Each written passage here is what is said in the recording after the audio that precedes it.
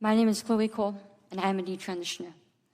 Another way to put that would be, I used to believe that I was born in the wrong body, and the adults in my life whom I trusted affirmed my belief, and this caused me lifelong, irreversible harm.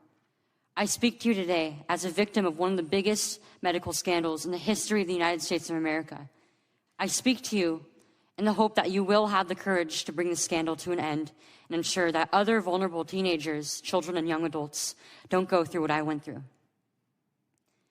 At the age of 12, I began to experience what my medical team would later diagnose as gender dysphoria.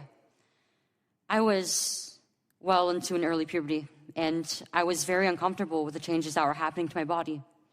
I was intimidated by male attention, and when I told my parents that I felt like a boy, in retrospect, all I meant was that I hated puberty, that I wanted this newfound sexual attention to go away, that I looked up to my brothers a little bit more than I did to my sisters. I came out as transgender in a letter I sent on the dining room table. My parents were immediately concerned. They felt like they needed to get outside help from medical professionals, but this proved to be a mistake.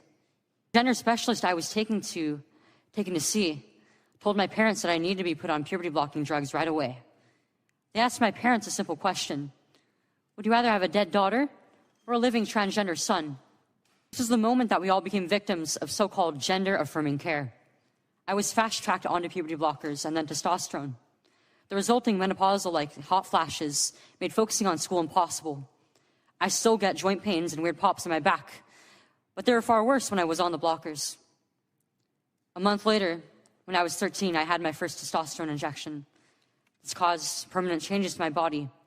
My voice will forever be deeper, my jawline sharper, my nose longer, my bone structure permanently masculinized, my Adam's apple more prominent, my fertility unknown. I look in the mirror sometimes and I feel like a monster. I had a double mastectomy at 15. They tested my amputated breast for cancer. And I was cancer-free, of course. I was perfectly healthy. There was nothing wrong with my still developing body or my breasts, other than that, as an insecure teenage girl, I felt awkward about it. After my breasts were taken away from me, the tissue was incinerated. Before I was able to legally drive, I had a huge part of my future womanhood taken from me. I will never be able to breastfeed. I struggle to look at myself in the mirror at times. I still struggle to this day with sexual dysfunction.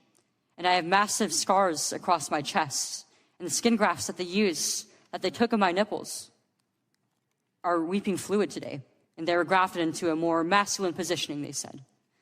And my doctors, with their theories on gender, thought that all my problems would go away as soon as I was surgically transformed into something that vaguely resembled a boy. Their theories were wrong. The drugs and surgeries changed my body, but they did not and could not change the basic reality that I am and forever will be a female. When my specialist first told my parents that they could have a dead daughter or a live transgender son, I wasn't suicidal. I was a happy child who struggled because she was different. However, at 16, after my surgery, I did become suicidal. So what message do I want to bring to American teenagers and their families? I didn't need to be lied to. I needed compassion. I needed to be loved.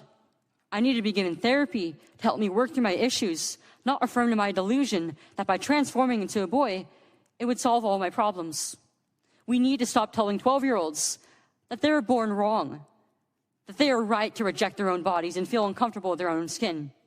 We need to stop telling children that puberty is an option, that they can choose what kind of puberty they will go through, just so they can choose what clothes to wear or what music to listen to. Learn the lessons from other medical scandals like the opioid crisis, to recognize that doctors are human too, and sometimes they are wrong.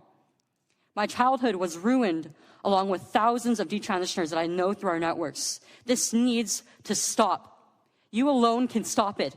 Enough children have already been victimized by this barbaric pseudoscience. Please let me be your final warning. Thank you.